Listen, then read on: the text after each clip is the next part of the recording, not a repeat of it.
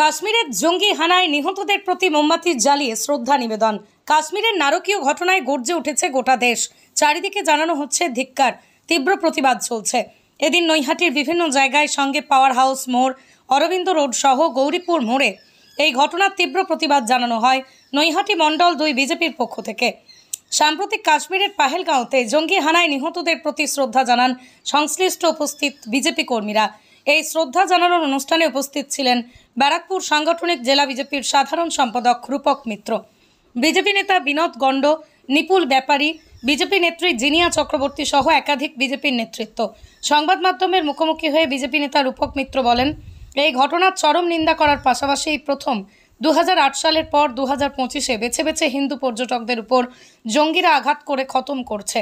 নিহতদের প্রতি শ্রদ্ধা জানাতে 1 মিনিট নীরবতা পালন করা হয়। দেখুন, এই নৃশংস হত্যাকাণ্ডের আমরা তীব্র প্রতিবাদ জানাই। তবে একটা আশ্চর্য জিনিস আমরা এবার লক্ষ্য করলাম, 2008 সালের পরে সিভিলিয়ানের ওপর আক্রমণ এই প্রথম 2025 সালে জঙ্গিরা করলো। কিন্তু অদ্ভুত আমরা একটা জিনিস দেখলাম যে জঙ্গিরা যখন এই পর্যটকদের যখন একটা ঘরে নিয়ে গেল, তাদেরকে তাদের পরিবারের থেকে আলাদা করে দেওয়ার পর পুরুষদের তাদেরকে পরিষ্কার জিজ্ঞাসা করা হলো তারা কোন ধর্মের মানুষ। যখন তারা বলল আমরা হিন্দু ধর্মের মানুষ, তখন কিন্তু তাদেরকে নির্বিধায় হত্যা করা হলো। তাহলে কি আজকে হিন্দু ধর্ম রক্ষা কি এখন ভারতবর্ষের কাছে এবং বিশ্বের কাছে কি এটা একটা থ্রেট হয়ে দাঁড়িয়েছে? তা আমরা যে বলছিলাম যে হিন্দু ভাই ভাই, হিন্দুদের আমাদের রক্ষা করতে হবে, এটা কিন্তু কালকের এই ঘটনা আরও প্রমাণ দিয়ে গেল। মানে এটা আমাদের কাছে সত্যি খুব বেদনাদায়ক। কারণ আমরা যারা হিন্দু সনাতনী, তারা মনে করি ভারতবর্ষের সমস্ত হিন্দু সনাতনীরা আমাদের ভাই এবং আমাদের আত্মীয়।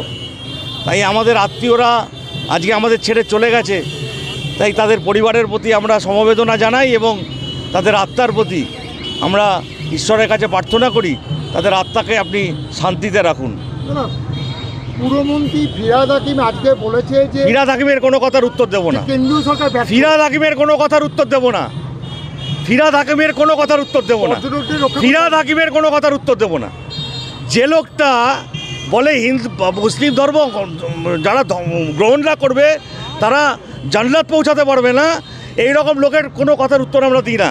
ওর মতন চোর, ওর মতন তৃণমূলের চোর নেতার কথার উত্তর দেব না। আর তৃণমূলের কাছ থেকে আমরা ধর্ম শিখবো না, তৃণমূলের কাছ থেকে আমরা হিন্দুত্ব শিখবো না, তৃণমূলের কাছ থেকে আমরা সনাতনী শিখবো না। আজকে রাজনীতি করবো না, নাহলে অনেক কথা বলতাম।